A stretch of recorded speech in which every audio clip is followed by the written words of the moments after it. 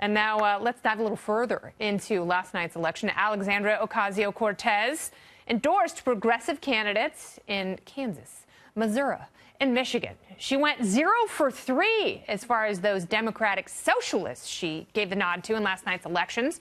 Ocasio-Cortez was quick to point out that 2 other candidates that she did support won their primaries. Now, of course, one of those winners, James Thompson, is very much a moderate who refused to support an assault weapons ban because he knows the term assault weapons is just one big fat made-up phrase. So does this mean the big socialist wave just fizzled? Let's ask the founder and CEO of American Majority, Ned Ryun, and the host of the Richard Fowler Show. It is Richard Fowler. He is also a Fox News contributor. Welcome, gentlemen. Good to see you, Kennedy. Thanks, Kennedy. Very good to see you as well. So, Richard, I sense some relief from you that as far as these Democratic socialists, they actually lost their primaries last night. Listen, I think Donald Trump and a lot of folks at the RNC want to make the party and build the party and wrap the party around Alexandria Ocasio-Cortez's neck. But that's just not the truth. We are running 435 different races. What's happening in the New York 3rd District looks a lot different than what's happening in the Ohio 12th, a race, mind you, that we shouldn't have even been in because it's R+7. So what you're seeing all across this map is that Democrats are energized, they're engaged, and they care. Just look what happened in Missouri last night. Well, they don't really care because they didn't go out to vote, and for example, they overturned the right to work law. They overturned the right to work. The voters of Missouri overturned the right to work law last night. They also unelected Bob McCullough, the prosecutor. He's not there anymore. I meant he was defeated. You get my drift. Yeah, no, I understand.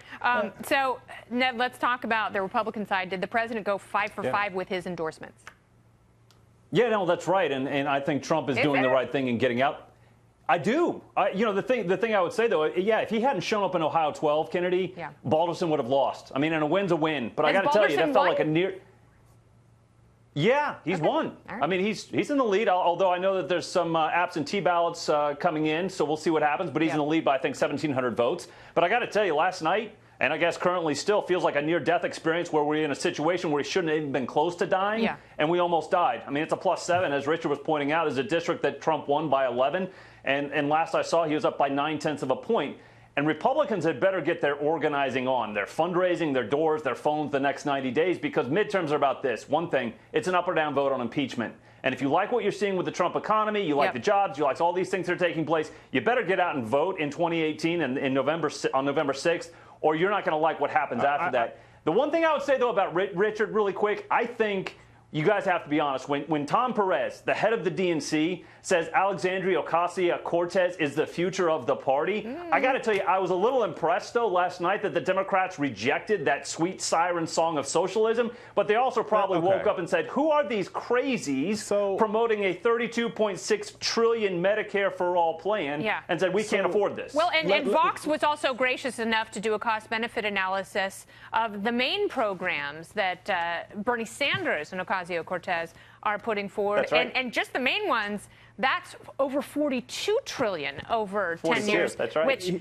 this country can't afford that percentage of GDP committed to more entitlement programs when we've got several that are already broken and redundant. Well, here's what we do know. We do know that President Trump promised to fix our quote-unquote broken healthcare system, and in the past 2 years, he's done nothing about it. Neither have Republicans. They've cut along the margins, but they haven't fixed the problem. Democrats are looking for real solutions to the problem. I agree with you there. I think Republicans blew it when they had the chance, and now they left the door open for these commies. Now the American people are suffering.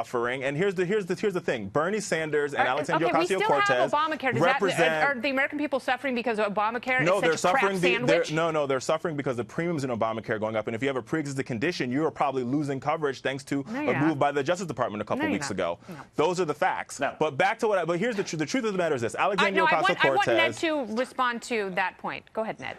First of all, there are bills in the House dealing from Gary Palmer, a friend of mine, Alabama 6, the Palmer Amendment, that deals with pre-existing conditions that Democrats voted against. No, I'm totally right, because I just talked to Gary 2 nights ago. No, I said it's not a law. It's not a law. There's a lot of bills in Congress. I know, because no Democrats are going to vote for it. There are people that want to, on this side of the aisle. you know what? We want to pass through that deal with the pre-existing conditions. I think it's a smart approach. It's a sophisticated approach. We want to have health care reform. I will say this. If we can't get Democrats in the Senate to vote along and actually bring real reform and just obstruct, we can't actually have real solutions for the American people. And that's a red also herring. what the November elections are about. You That's a red actually have herring. to have more Republican. No, it's not. It is a red herring. Okay, Democrat, then Richard, Republicans have, let's let Richard respond. Votes.